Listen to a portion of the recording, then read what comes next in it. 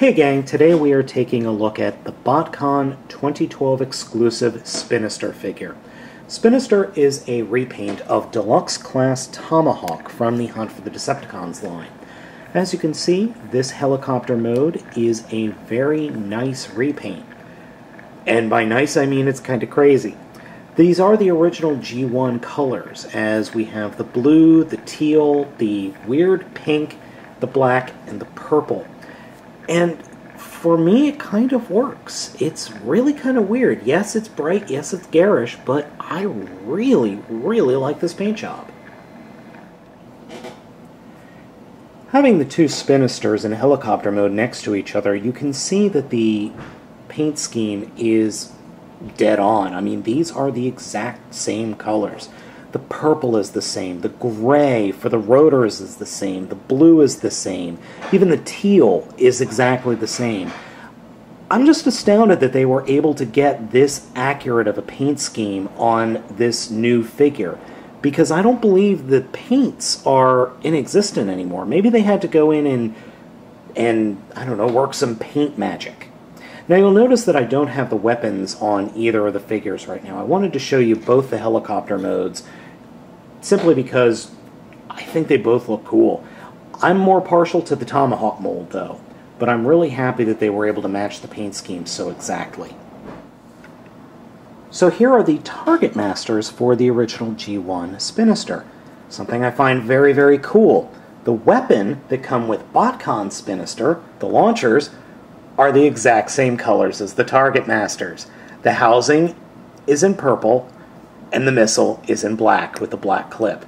I love the fact that they thought of that detail right down to the target masters. You've got the same color with the weapons. That's just great. A very nice feature of this new Spinister is that both of the target masters can fit underneath the wings with no problems whatsoever. They just slide right into those peg holes underneath the wings. Now, it does look pretty stupid, I will admit. It does look kind of silly because you've got what appears to be humanoid robots hanging off the wings with guns sticking off of them. But it is a very nice feature. And then you can just clip the weapons that he does come with pretty much anywhere. You could clip them here on the miniguns on the side. You can actually clip them onto the target masters, or on the back here, or on the back here on the tail boom.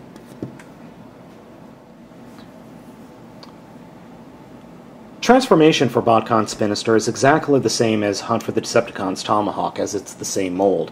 We'll start by collapsing the rotors into one pair of rotor, and then we will reach underneath the figure and fold out the feet, the legs, and then fold them straight down for the body.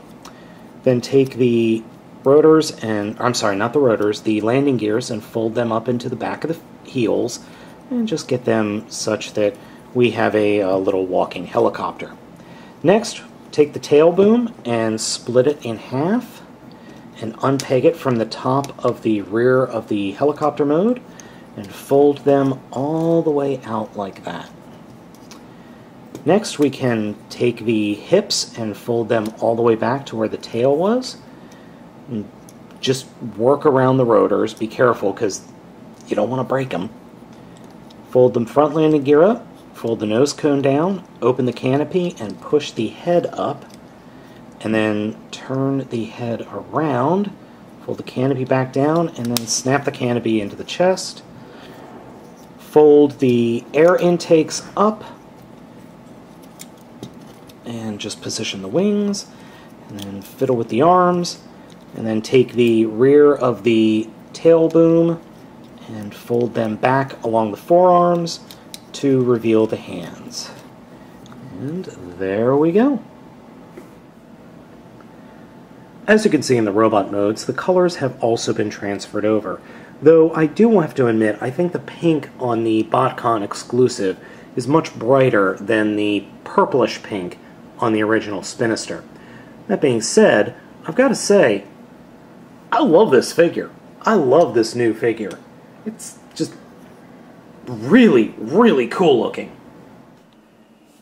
I think one of my favorite aspects of this new figure is the head sculpt. It looks very ninja-esque, but at the same time is a classic look to it. Though the G1 mold does not really resemble it all that much. Posability of this figure is just as good as Tomahawk. The head is on a ball joint, or I'm sorry, a hinge joint, and it can look side to side. Arms, there is a swivel joint in the top of the shoulder, and then a ball joint connected. Hinge joint at the elbow, hands do not move. Hips are on ball joints. Then there is a swivel joint just below that, the hinge joint at the knee. Then there's a secondary joint at the ankle. I'm sorry, not at the ankle, at the shin. And then a joint or hinge at the ankle with a movable heel.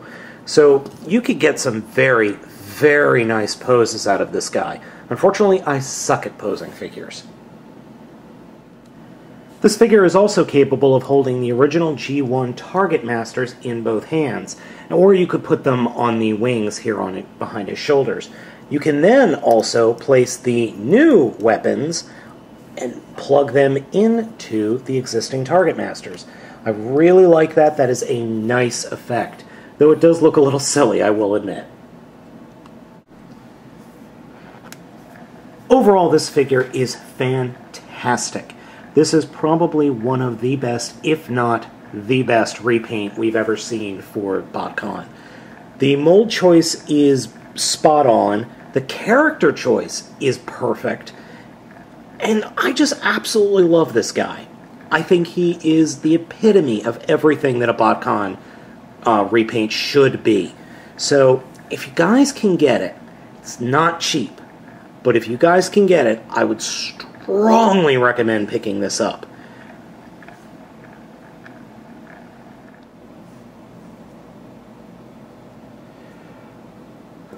Phew! Oh man! That was the worst upgrade job. Ugh. What do you think? I know, right? I mean, that one dude, he was nothing but a shell. And now we have to turn him into a hovercraft. That was a pain. And then the other guy, well, at least the other guy was just a helicopter to a helicopter. I mean, that was pretty easy. But man, those old Apaches suck. I know. I mean, at least it wasn't what was that one dude? A gun into a tank? And then we had to put the railgun on him? I mean, God, that was a pain. That took, what, like 3 weeks? At least this one only took a couple of days. Well, that octopus guy, I mean, painting those ducks on his chest, that was awesome, dude. So, we're done for the day. What now? Beer o'clock is right!